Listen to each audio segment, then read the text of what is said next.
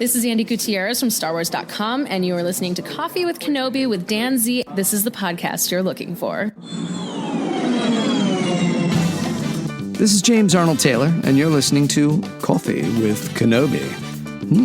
I have a good feeling about this. Joining us today for a cup of coffee to talk about Battle Scars, the 7th episode in Star Wars: The Bad Batch's first incredible season. First, we're going to bring in Tom Gross. Hello, everybody. Oh boy, this Bad Batch season just keeps getting better. You look more and more to the next Friday, each episode that gets released. It's very true. Speaking of looking forward to, somehow it was brought to my attention that there was a great injustice in the galaxy. Alan Zaugg, our other guest co-host, has never been on Coffee with Kenobi, so we got to bring him in properly. Welcome to the show, Alan Zaugg. Hey. Thank you very much. Thank you. No, thanks, guys. I really appreciate it. I'm excited. I'm really excited, thrilled to talk with you guys, and it was cool having you guys and Corey on when we did Idiots Array last week too. It's really awesome.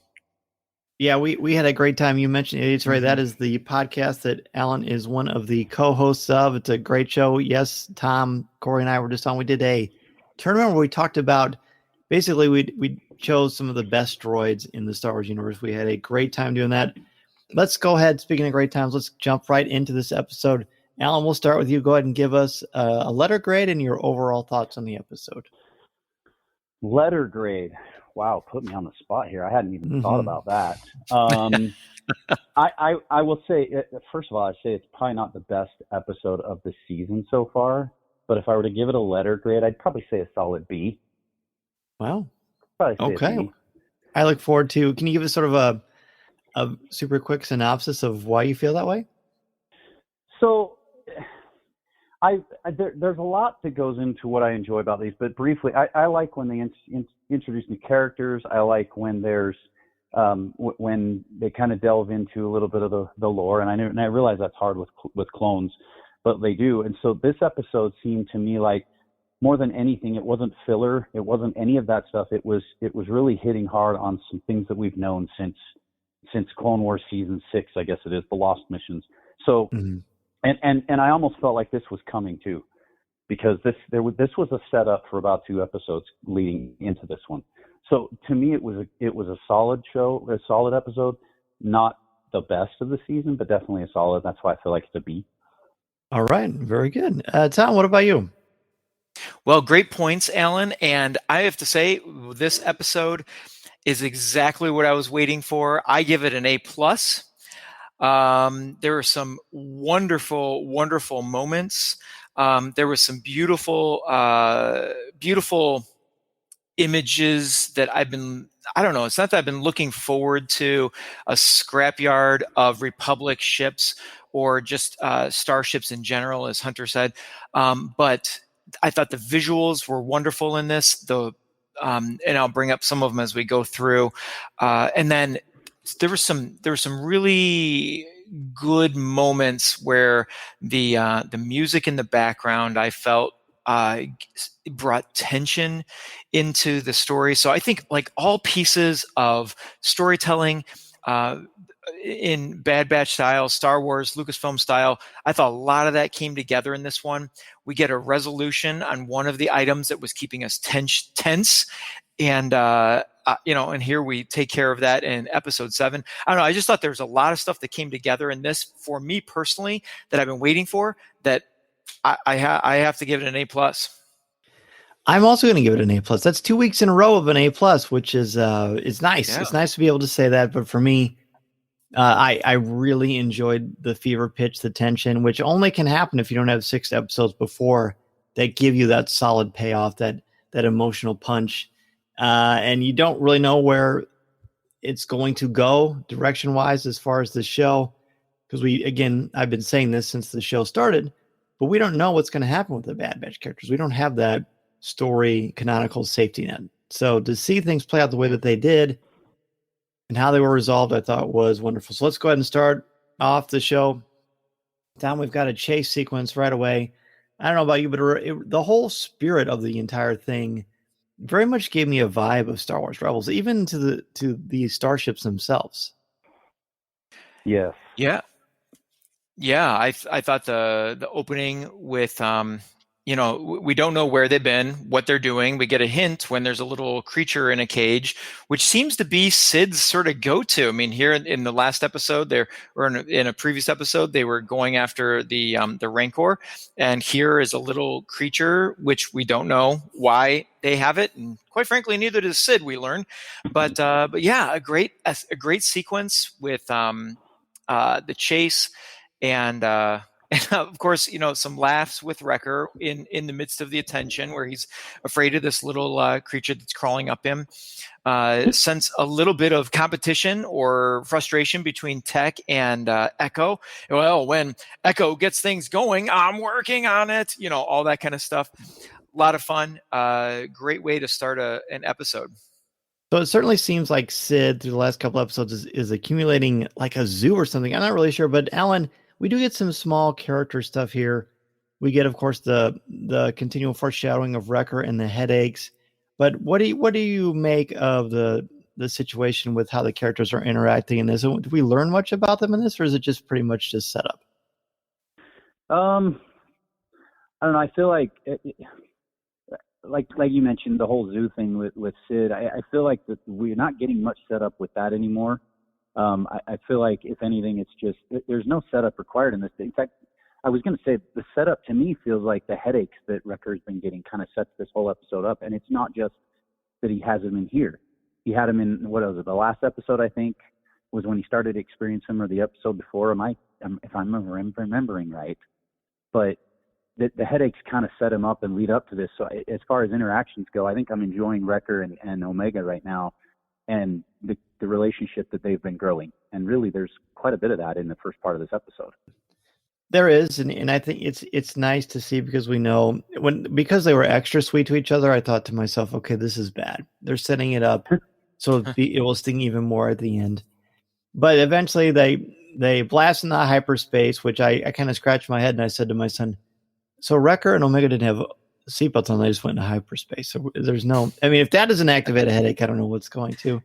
Right. But I guess it doesn't matter that much. We get back to Ord Mantell, and I thought there was an interesting conversation, Tom, between Sid and I believe in Hunter, where basically Hunter's like, well, yeah, as long as you get paid, you don't really seem to mind, do you? The ethics slowly continue to creep in.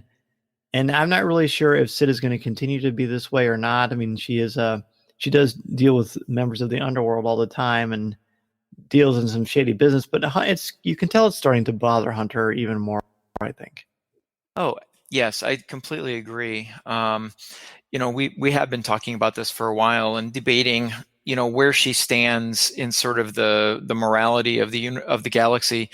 And when she says, well, it's time to get paid, and she walks over and she hands it to him, and he says, either Hunter or Echo says, this isn't what you said. You were going to give us more. And she says, no, I'm going to make that more. And starts, and she throws the question back onto them as, what would you be doing without me, essentially? And so, I don't know. Even to the point of saying that she keeps him alive. Yes. Yeah. And I don't know. I was really enjoying her and just found her to be comic relief to a point. But that scene, I didn't feel good about, like, her intentions, almost to the point where it's like they're irritated with her and she's as irritated with them that they continue to complain about, the pay, or they seem to her, they seem ungrateful for, the jobs and the services. So I think everyone was lucky for the interruption that happened. I think so. And then we get things that do make us happy, because I agree, Sid is becoming a little more unsavory to me. So I don't know. Well, it'd be interesting. I didn't even find it amusing when she called Tech goggles again. Like this time it didn't. We've heard that. It didn't have the same. It was almost more like condescending. The first time it was just a way to label him. Here it felt like more condescending. So I don't know. I don't sense we're going to see her next episode, but the next time they meet with her will definitely be sort of telling as to where this relationship is going. No, I agree. Speaking of where the relationship is going, we find out, Alan, that Omega and Wrecker have a tradition. Go ahead, let's talk about that tradition and sort of how we learn about it as an audience. Oh, I don't even know what to call what they're eating at this point. But that tradition, they call it Mantel Mix. Mantel Mix. It's almost like all I can think of is Chex Mix. They're having their Chex Mix afterwards, but getting together and eating it. What is it, after every adventure they have, or something to reward themselves with? I kind of like the banter that's been going back and forth between the two of them. And as much as there's a distasteful feeling with Sid, that the two of I can't talk today, but these two bring a lot of kind of colorful fun, I guess you should say, between the two of them in this episode. And I've kind of enjoyed the relationship they're having with each other. Yeah, it's very charming. It's so much so that when Wrecker basically asks for permission, like he's a kid and Hunter's the dad, I thought that was funny. Yeah. And then, Wrecker's like, well, it makes the kid happy. And Hunter sort of air quotes is, oh, yes, it makes the kid happy.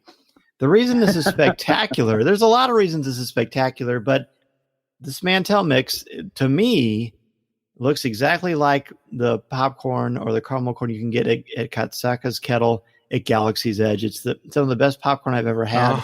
The fact that they're actually eating it, in the episode, and it sure looks the same. By the way, there's a spicy kind and a sweet kind. You have to eat them at the same time. That's the best way to taste it on Galaxy's Edge. That's your Galaxy's Edge tip for the day, ladies and gentlemen. There you go. But the fact that they're bringing it into it like that was just wonderful to me, as was the reveal that Sid has some pretty significant debt that they owe her, and which Hunter was not aware of. But then Wrecker Tom shows us just exactly why the debt's as high as it actually is. Yeah, when they take the Mantel Mix, the I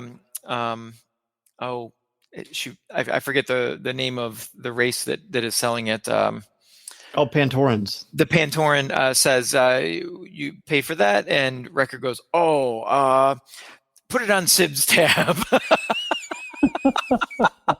Well, Sid's not having any of that, and she's adding it to Hunter's tab, and so yeah, they do seem to be having a bit of a debt rising. But some of those things, I guess I would have assumed, and I'm assuming that Hunter also assumed, docking fees, stuff like that.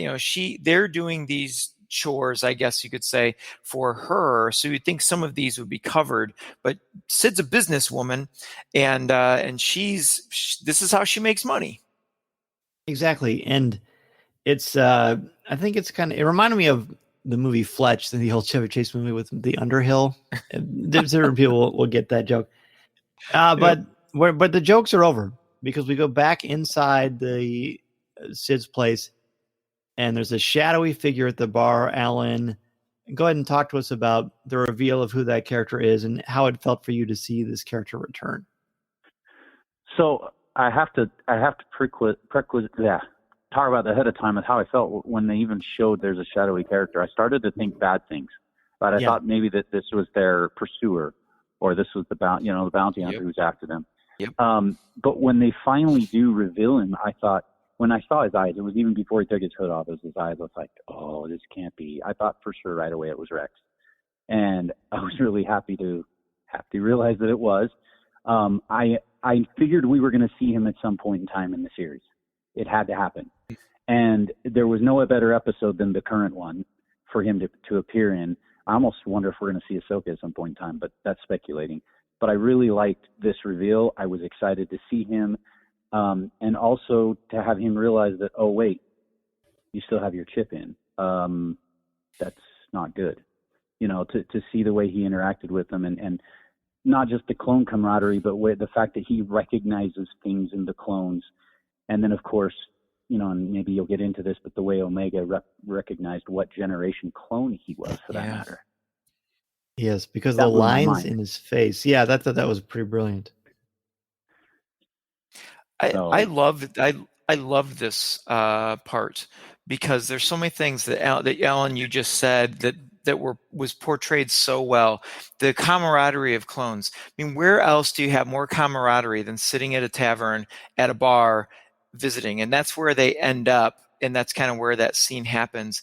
But then, oh my gosh, how tense was that when Rex brings his hand back onto his pistol when he discovers that those chips are in? Oh my gosh, that was so chilling. And in that same shot is Omega in sort of the, down at that level as well. That just was, a child witnessing this, just seemed kind of just all frightening at once.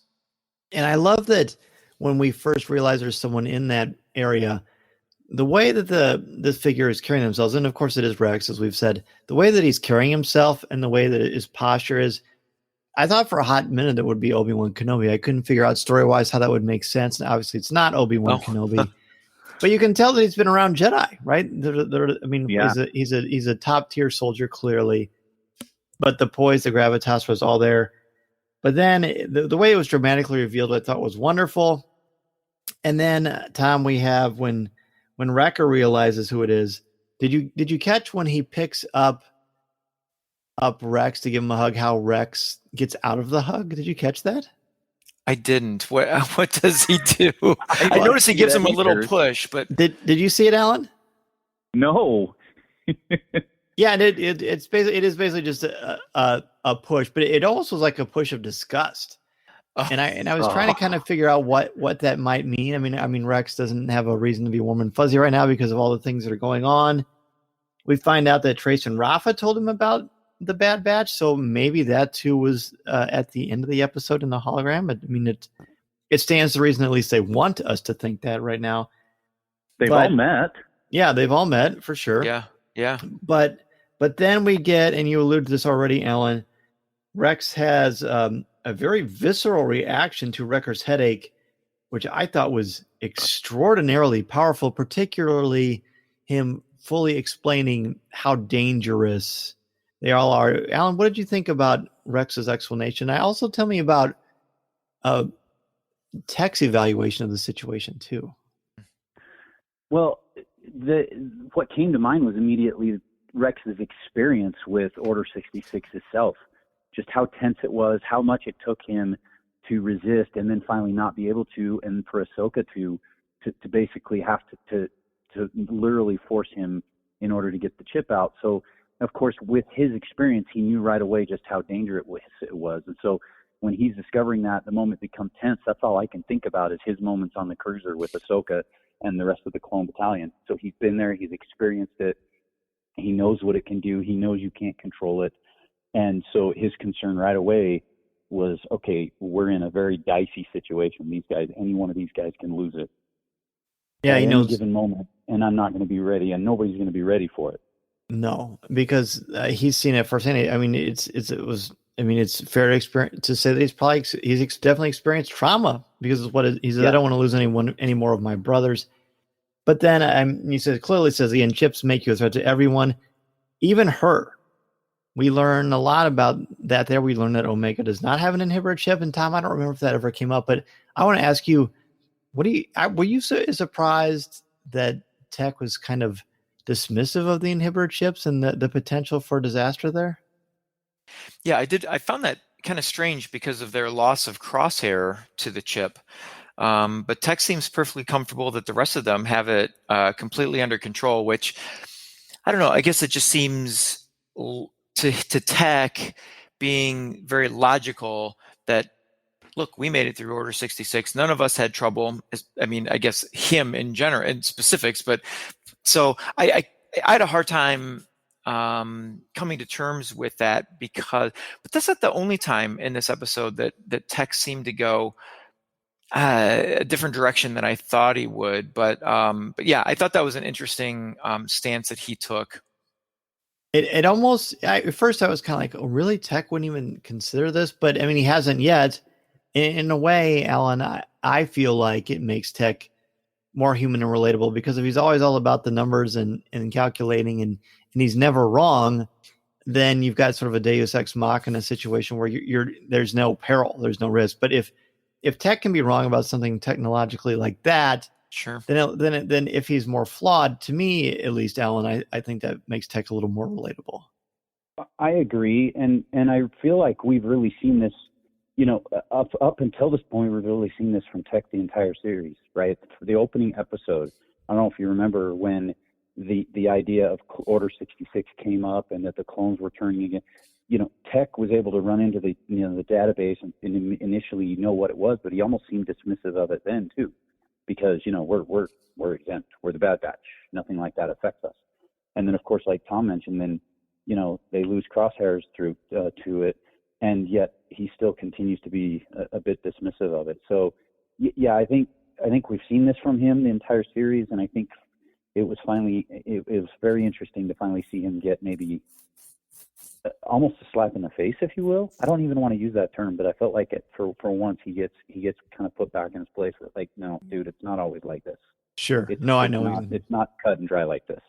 Right. Yeah. It's almost like if it's not in his immediate line of vision, then it's not something that he's concerned with. Let's go ahead and take a quick break. This is Coffee with Kenobi. This is Vanessa Marshall, and you're listening to Coffee with Kenobi.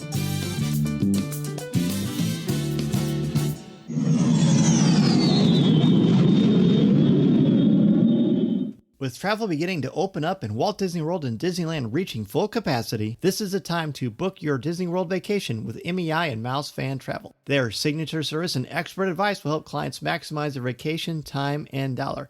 I use Becky Menken and MEI's incredible services all the time, both for family and for travel for the show, because of their no cost, no obligation quote when you use the service. Plus, they proactively adjust a booking if the rate goes down. Literally, I will wake up one morning and I will get an email from MEI saying that the price went down, and I will get a refund sent to my credit card right away. I don't have to do anything. They help your family enjoy everything Galaxy's Edge and the Disney theme parks and the cruise lines have to offer. Can help you plan every detail and always share invaluable tips. That's for Walt Disney World, Disneyland, the Disney Cruise Lines, or other cruise lines. It doesn't have to be Disney related. They literally can help you plan a vacation anywhere on the planet. Be sure to go to www.coffeewithkenobi.com/mousefantravel and sign up for a free no obligation quote to any of the Disney theme parks on the planet or any vacation that you have in mind. You'll have the best vacation possible and help out me and Coffee with Kenobi in the process. We are back talking Star Wars: The Bad Batch 7th episode, Battle Scars. Sure. So then we realized, we have these coordinates, we're gonna meet you. We go to this starship graveyard where he teams up with Rex. And I didn't realize this initially, but this is the same planet where some of the video game Jedi Fallen Order takes place. In the starship graveyard at the beginning. The Scrapper Guild controls everything on the planet, so they have to be very, very careful. We learn that Echo tells Rex that Omega explained the ships to them, so they were very aware of them. But because, again, it wasn't immediately affecting them, they weren't aware. Of course, they didn't know what was happening with Wrecker, but now Rex has made it very, very clear. So we've got this great sequence that really traipses into the realm of horror. But Tom, I mean, I don't know about you, but I thought the water, the landscaping, all the colors in this sequence was very haunting and extraordinarily beautiful. This is what I was referring to in the opening. Is really Braca? Is that the name of the planet? Yes. I thought the starship graveyard, and yes, I thought the water was magnificent. I wondered when I was watching it, I was like, man, the last time I've seen animated water look this good was in Frozen 2. It just it like the splashes. Yeah, the splashes looked like real droplets of water and so forth. Dan, I wanted to ask you, because I never think to turn on the subtitles. What's the name of this creature that's in the water? I was just about to talk about that. I thought it looked to me an awful lot like a Sarlacc, but it's a Dianoga. Yeah, like the one in. Really? Yeah, I know. I didn't expect that, but that's how it's labeled. Holy smokes, this thing's nasty. Can I interject for a sec? Yeah. Please, yeah. Because when I was watching that, my first thought immediately went to the garbage compactor. That's immediately what I thought of. So that's when I started looking online. I'm like, what was the name of that creature? And so, yeah, that's where my mind went, was right away was to that creature. I thought it was freaking cool. It reminded me of episode episode 4 all over again. So was there a certain thing? I mean, obviously the tentacles, but was there anything else atmospheric or thematically that made you think it was a Dianoga? Well, yeah, the way he dragged Wrecker down into the water reminded me so vividly of the way the same creature pulled Luke underneath in the garbage compactor scene. Like, there were a lot of moments in this scene that vividly called back to that moment in A New Hope. I love it. I wrote that down exactly in my notes. I said the scene is reminiscent of Luke being pulled under on the Death Star. You know what creature I thought it was? I said this to my daughter when we were watching. I said, I wonder if that's what a Rathtar looks like underwater. That's what Mason said too.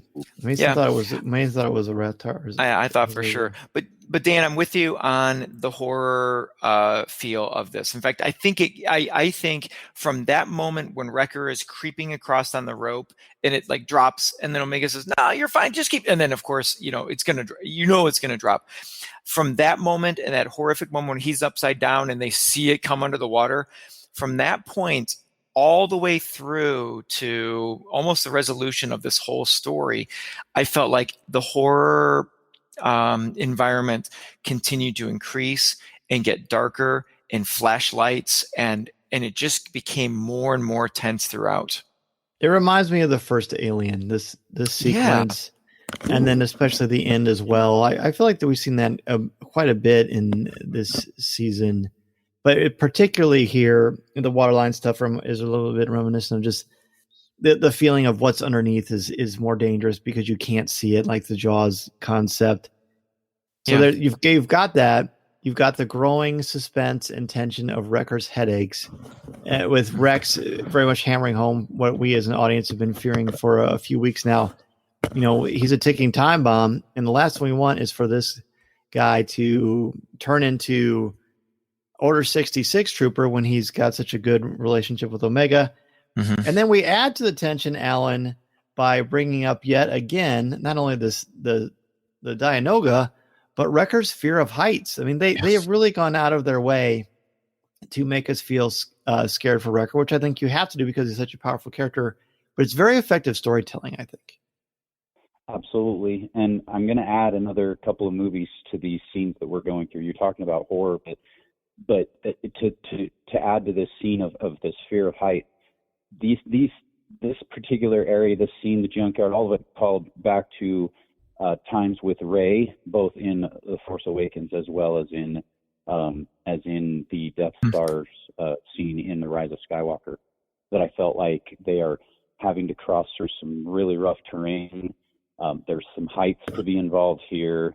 All of this really recalled back to those other Star Wars movies as well, all rolled into this. And you're right, there's definitely a height situation here, but as there was with all of those others, with Rey jumping, with Kylo Ren jumping in those scenes, to me, it all just encompassed a lot of these different scenes that we've come to love, all encompassed into one. I agree. Very well said. Very well said. So then we go into the docking, into the medical bay itself. Tech informs us that it's not sanitary, which I thought was pretty hilarious. But then we get another great moment of character. The fear. There's another one of the themes in Star Wars I feel like we haven't talked a lot about, especially on this show over the years, is isolation and how powerful and frightening that is. Yeah. But Omega shares are concerned that if something happens to Wrecker, I'm going to be left behind. Tom, what tell me about that. This was thank you for asking me the question, because I really wanted to talk about this. This was a really touching moment. And I say that I say that as individually myself as a parent, because I've heard that line almost exactly come from my own children. What if something goes wrong? And you really feel that isolation that you mentioned, Dan, where she feels so alone, even though they're all standing there. But it's the hypothetical. What if? That scary what if when you're a child. And where it hit me personally is Hunter gives almost verbatim a line that I've given to my own children. He says, "We aren't going anywhere. You're stuck with us." Even though, as the adult, he knows the situation. He knows the uncertainty of removing. I mean, none of them there actually knows except Rex. And Rex has done nothing but tell them that it's, I've never been on this side of it, and it's difficult, and it was hard for me, and all of that. And so Rex has done nothing to say, oh, it's going to be okay. You don't even know what's happening. It's none of that. And so Hunter says this to Omega, as an adult would to a child, even if, you're sitting in the basement during a tornado warning or a hurricane warning, and you're saying everything's going to be fine, when in the back of your head, you really don't know that's going to happen. And so you feel that isolation that Omega is fearing. It almost puts us back into the shoes of a child, because we know how things could go. And we still haven't resolved that Wrecker could possibly still turn, and so there's some fear there. And I also think it makes us worrying about Wrecker turning bad. I think for most of it, I've mostly felt bad and worried that Omega's going to feel bad, that she's going to be sad that she's lost her friend. Mm-hmm. But when it happens like that, her childish fears suddenly become very adult and very real, because that fear of being left alone is pretty frightening. But I don't know, Alan, to me, nothing's really quite as frightening as the actual transformation. There's a lot of tropes here with a lot of different horror and suspense. But go ahead and walk us through Wrecker's transformation, and please share things that you noticed about it.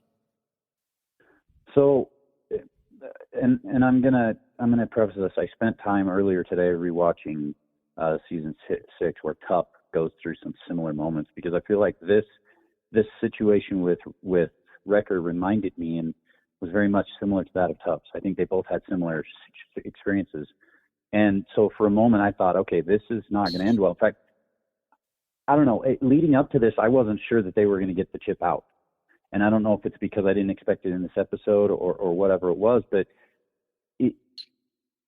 you felt like, okay, they're getting ready to do this, but something's going to happen. And of course it has to happen, and Omega has to be the one that he chases down. And that's what I was afraid of would happen the most, is that she ends up being the one that he nearly takes out, the one that he cares most about, that she cares, they've had this great relationship, and here he's about to take her out, because, they've got to follow orders, and albeit, Rex is the guy who has to save the day and ultimately does, but Wrecker, it's hard to put into feelings where I was feeling with this, because this scene moved so quickly and was so energizing, like just so quick. Just watching him, and I'm bumbling for words here, guys. You guys are so much better with words tonight than I am, but this particular scene was very revealing for what Order 66 was, and we've already seen plenty of that. But also the fact that they had to literally stun him in order to get that out of his head. Oh yeah, I agree. And to me, it's also what I really notice about this, and you just helped me think of this, Alan, so thank you, is that we know what Order 66 does. We've seen what it's done to the Jedi. Clearly, we've seen what it's done to the clones and their brothers. But the notion that it takes away the identity of people and what they're like, their kindness, I think it's interesting that, first of all, let's just set it up. Once Tech is trying to check on the inhibitor chip, and he's using that sort of thing, and the closer it gets to sensing the chip, the more the headache seems to be pulsing for Wrecker and really bothering him. Mm-hmm. And then once he turns bad, like he grabs that needle from him. That's like a classic thing from like an 80s slasher movie where like you're trying to sedate the monster or the enemy or the villain, and all of a sudden they grab the needle and it becomes suddenly it becomes a threat. And then to me, the music was just like that heavy synthesizer was very powerful. Yeah, that's what I was talking about in the opening, that when he grabs the wrist, there's that low bass, and then there's like the music thrumming drums. I'm sorry, low bass music, and then the thrumming drums, almost like you're in Wrecker's head, in that like bum bum bum bum bum bum bum, like you're almost feeling the throbbing of the headache and the chip taking over. Oh my gosh, what a horrifying moment! It was very scary, so well put together.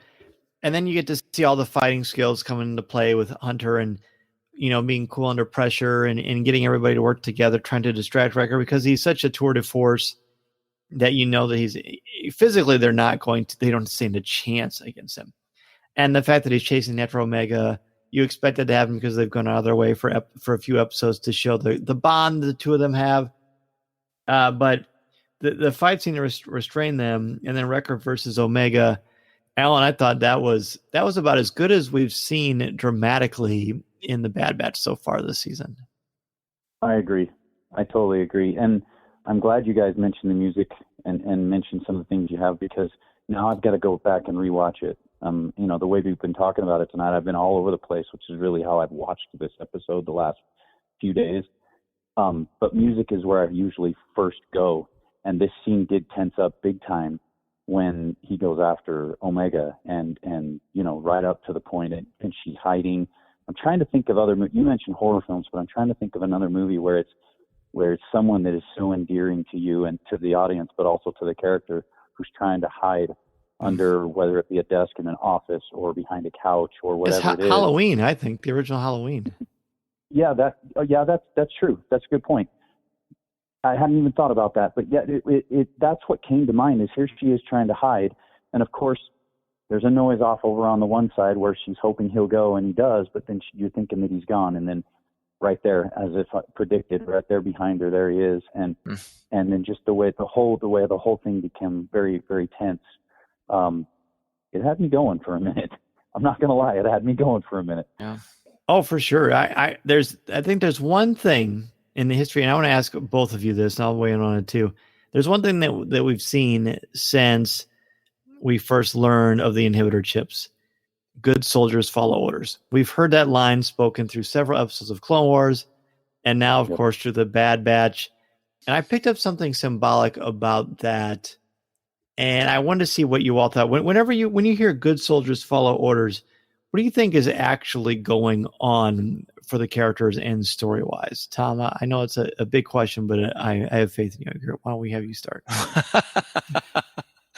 Wow. You want me to weigh in first, or Alan?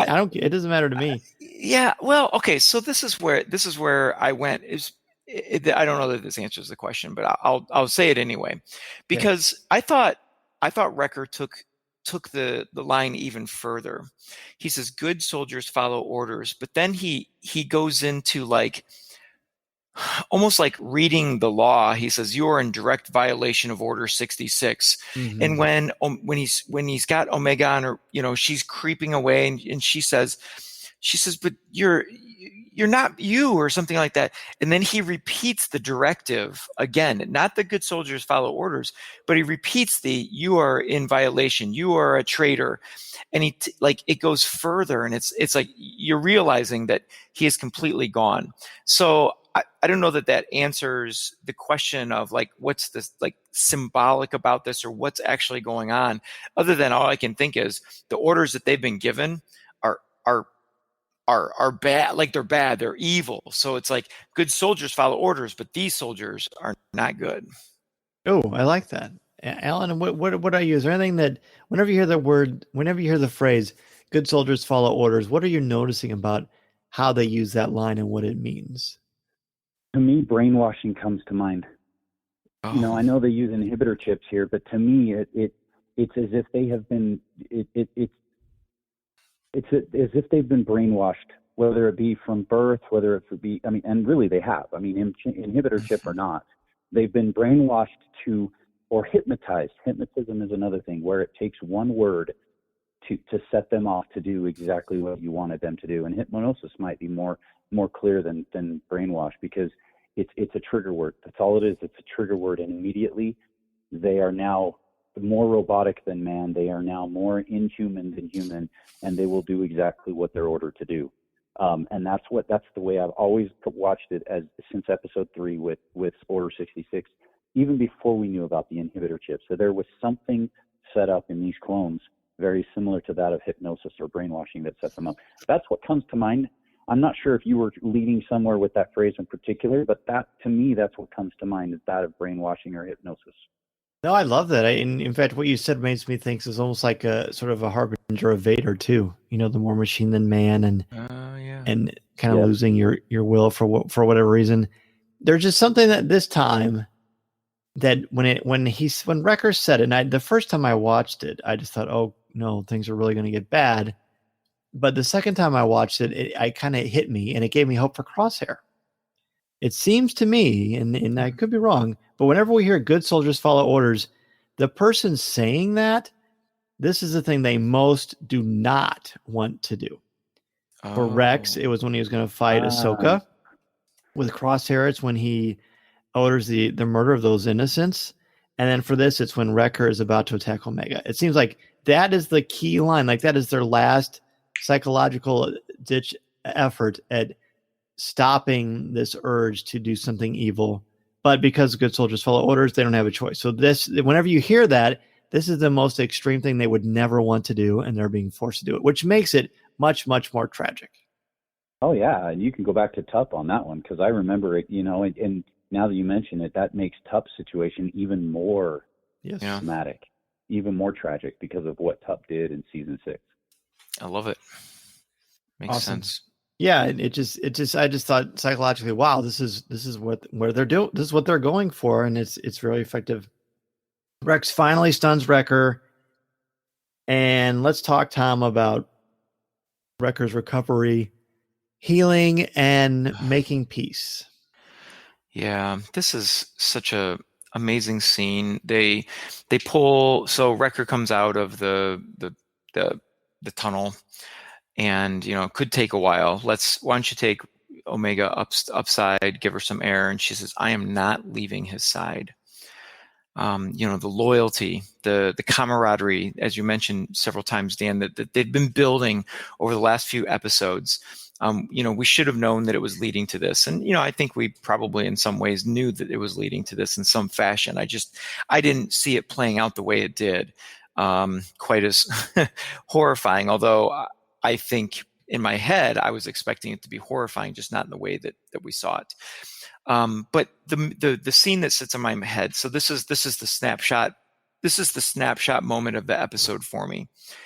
It's when they go to Rex standing in the doorway, and he's looking at his helmet, and then he looks into the room, and there is the Bad Batch holding like the silent vigil. They're all asleep, including Wrecker.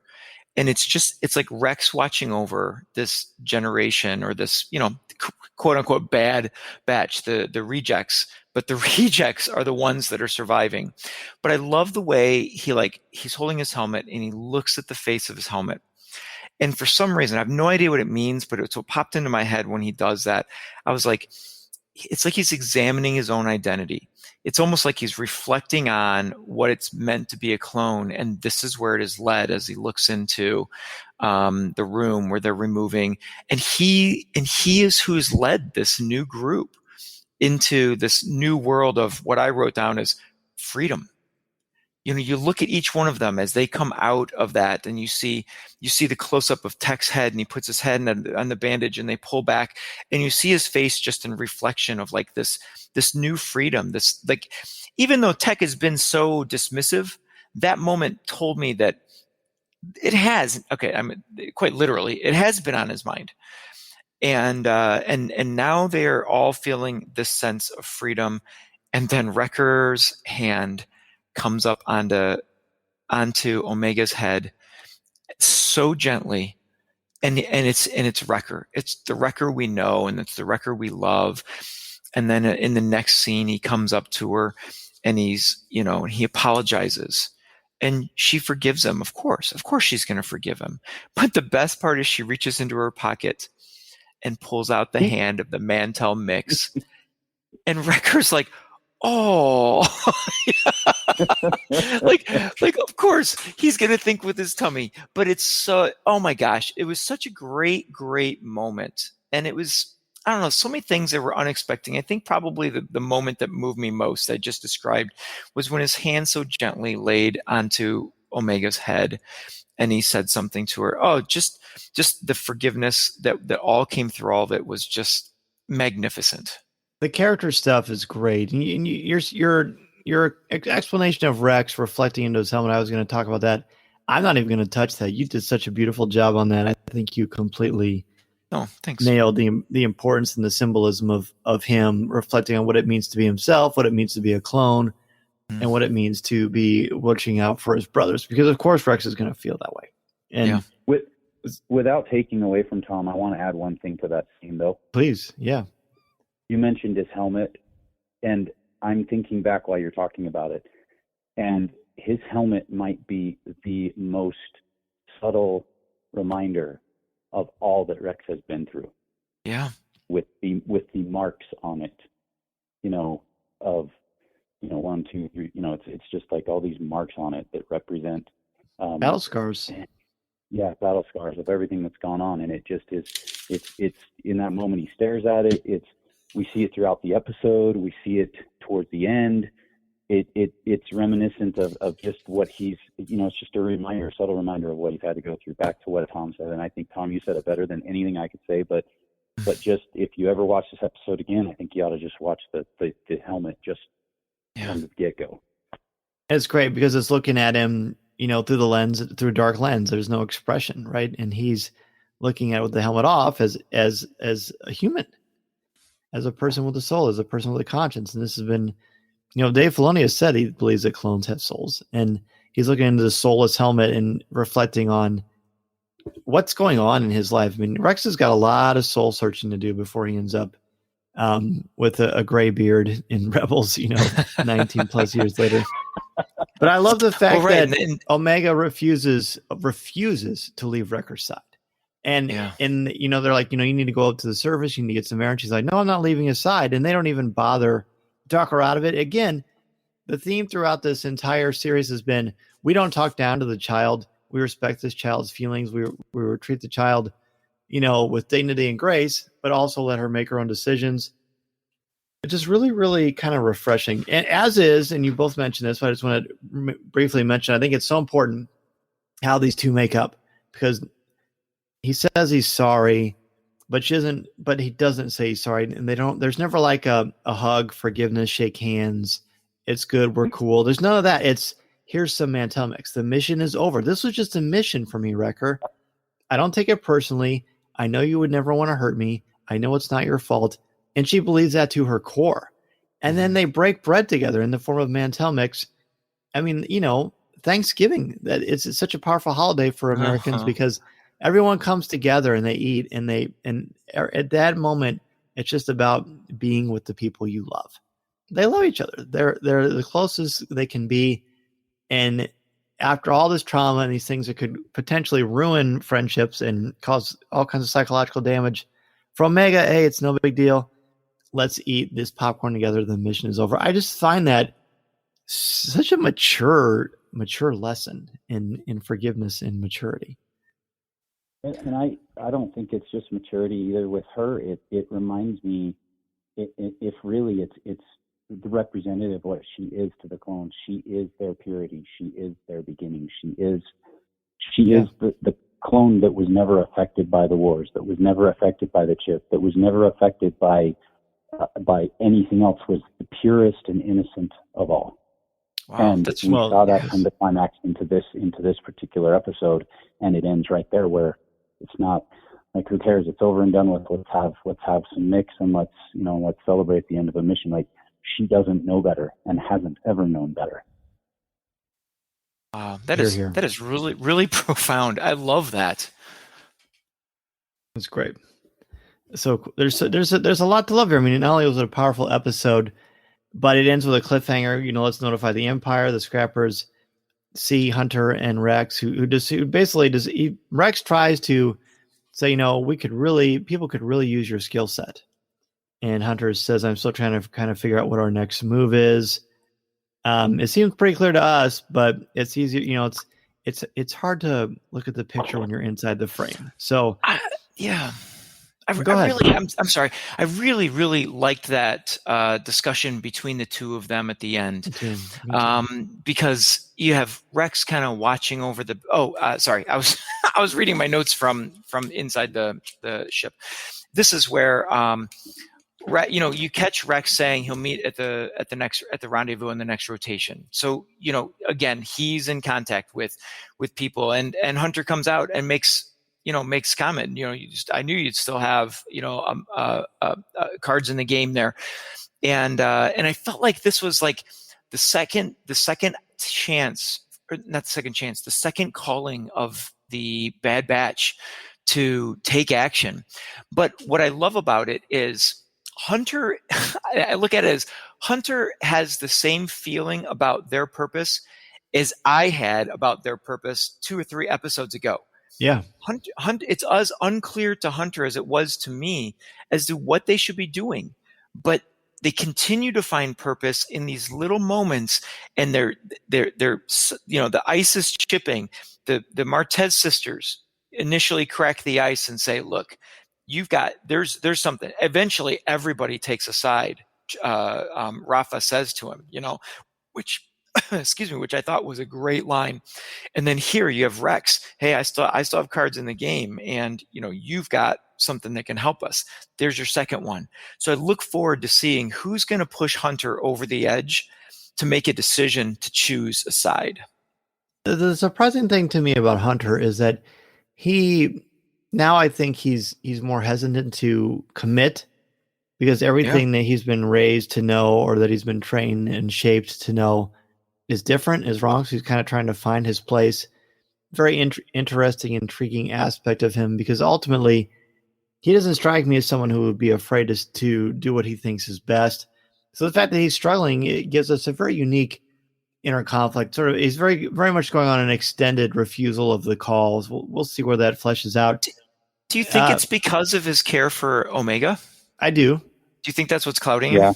I think that's the number one thing that's driving that, personally. So guys, any last minute things you want to say before we wrap up this conversation about battle scars? Alan, let's start with you.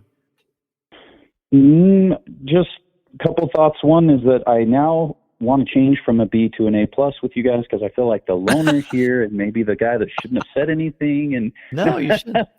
Hey, it's great. But second of all, to your last point, you said, I feel like the coming episodes and or season might involve them chasing after Crosshair now versus Crosshair hunting them, because now they know what needs to be done and what they can do to bring their comrade back. And so I almost wonder if that's their next move, if now they go after Crosshair and try and snare him and bring him back to the junkyard and remove the chip from him as well. I almost feel like that's got to be their next play. Interesting. Yeah, that's fascinating. I like it. Because you mentioned Omega you mentioned Omega's clouding him. I kind of wonder if Hunter's care for Crosshair still exists, and so there's still that torn conflict there, that he knows what Crosshair is now dealing with and wants very much to get him out of the mix. I hope so.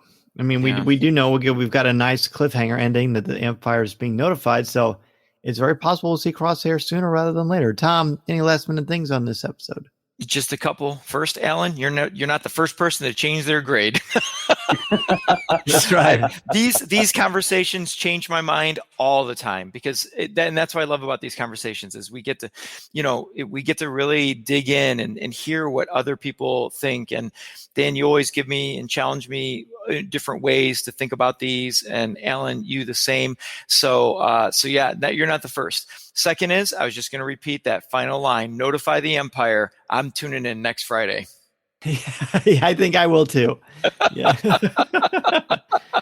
Well, yeah, it was a great episode. Again, the suspense, the tension, the drama, the character stuff. Every time I really like an episode of The Bad Batch, it's because of those things, and they continue to deliver in big ways. Let's take one more break and close out the show. This is Coffee with Kenobi.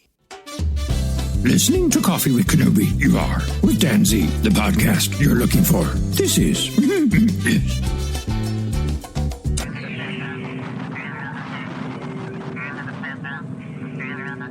As we near the end of the show today, I want to thank each and every one of you for taking time out of your busy schedule to have a cup of coffee with me, and for helping to spread the word about our Star Wars family we've got here at Coffee with Kenobi. Be sure to tune in Monday nights at 8 o'clock p.m. Central Standard Time on Facebook Live at www.coffeewithkenobi.com/live or www.facebook.com/coffeewithkenobi and have a cup of coffee, tea, or any beverage of your choosing with me as we continue the conversation. To join us in the CWK Cafe, which is our Facebook group, and share your Star Wars thoughts, comments, reviews, and opinions in a family-friendly, spoiler-free place that is also drama-free, go to www.coffeewithkenobi.com/community and be part of the conversation, talk about this week's show, or just talk about some Star Wars. We have a lot of fun, and you'll make some new friends as well as catch up with longtime friends along the way. I also want to thank all of the new and longtime members of the CWK Alliance and let you know how much I appreciate your help and encouragement. If you want to join the CWK Alliance, go to www.cwkalliance.com and sign up today. Not only will you help out Coffee with Kenobi, but you also get access to CWK Pour-Over, the exclusive weekly podcast not heard anywhere else. It's a great way to support and help out the show, and 10% of your monthly contributions go directly to the St. Jude Children's Hospital to support the incredibly important work they are doing to help these brave children and their families. Plus, contributors at the CWK All-Star level can watch a video podcast of CWK Pour-Over hosted by me, Tom Gross, and Corey Clubb. Feel free to reach out anytime if you have any questions. In addition to being part of the community on Facebook, please don't forget to visit our website at www.coffeewithkenobi.com for Star Wars news, announcements, reviews, videos, and so much more. If you have a question for me or just want to share your thoughts on the air, feel free to email me at danz@coffeewithkenobi.com and I'll share them on the show. You can also connect with me on Twitter at Mr. Zaire, MRZEHR, or on Instagram at DanZareCWK. There are also a lot more ways to connect with me and Coffee with Kenobi on social media. Follow us on Twitter and Instagram. Give us a like on Facebook at facebook.com/coffeewithkenobi. Check us out on Pinterest or subscribe to our Coffee with Kenobi YouTube channel. On our YouTube channel, you can find Facebook Live video, different interviews throughout the years, highlights of video coverage throughout the Coffee with Kenobi history, and the audio podcast itself. You can order my book, The Star Wars Book, which I co-wrote with Lucasfilm's Pablo Hidalgo and Cole Horton, on Amazon, Barnes & Noble, Target, Books A Million, Walmart, or anywhere books are sold. You can also find my writing on Coffee with Kenobi's website, as well as StarWars.com, where I am an official blogger there, and on IGN, where I contribute occasionally to articles about Star Wars, as well as other popular culture topics. If you are considering starting a podcast or a blog, let me know how I can help you get started and make your creative vision a reality. Be sure to check out danzmedia.com and we can get the process started. I am also available to come to your school, conference, business, or organization to talk about how to tap into your strengths and help you bring out your very best. I want to inspire you to be inspired so you can take that first step into a larger world. Thanks as always to our Coffee with Kenobi sponsors, especially MEI and Mouse Fan Travel, our travel partner and your one-stop shop for all things Walt Disney World, Disneyland, the Disney Cruise Lines, or anywhere on the planet you want to go on your vacation. Please go to www.coffeewithkenobi.com/mousefantravel to book your magical vacation and help support Coffee with Kenobi in the process. If you like the show, please tweet out that you're listening, share it on Facebook, or invite your friends and family to tune in and share a cup of coffee with us. And if the Force is especially with you, please take a couple of minutes to rate and review the show on iTunes or Google Podcasts. Every review makes a huge difference and helps to spread the word, and I can't thank you enough for your help, for your support, and your friendship. I love so much being a part of this wonderful Star Wars community, and I can't thank you enough for all that you do for me and Coffee with Kenobi. You, of course, delivered in a huge way. It was wonderful to finally have you on Coffee with Kenobi. Please let everybody know where they can find Idiot's Array. Tell us all about the show, and let everybody know where they can reach out to you on social media. So you can find us on Twitter, Idiot's Array. You can email us, and I check email and Twitter through the Twitter account, through the email account either at idiotsarraypod@gmail. I don't use Twitter hardly at all anymore. I'm gone. But people can always hook me up on Facebook. Just look up Jedi Zaugg, because that's how I've been known for the last decade. So people can find me there. And by the way, if there's hope for me to change my grade, then Tom, I know you will love that I say this, that there is most certainly hope that Dan can join the Falcon is Living group. I know it. I know it can happen.